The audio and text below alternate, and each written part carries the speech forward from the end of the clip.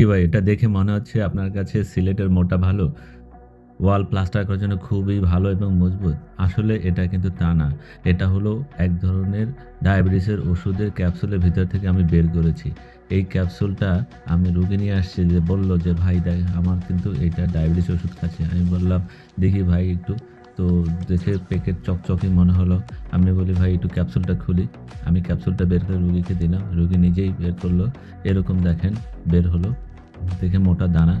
তো আমি তখন হাত দিয়ে চেক করার চেষ্টা করলাম, দেখি যে বালুর মতো খসখস করছে।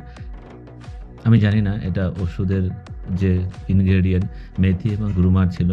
না, এটা খেলে দেখলাম তার ছবি এরকম। এই মেথি এবং গ্রুমারের পাউডার। আমি অবশ্য ডিজিডি এর ওয়েবসাইটেও সার্চ করে দেখলাম এটা রেজিস্ট্রেশন আছে। কিন্তু কেন যে এটা এরকম হয় আমি ঠিক বুঝতে পারছি না।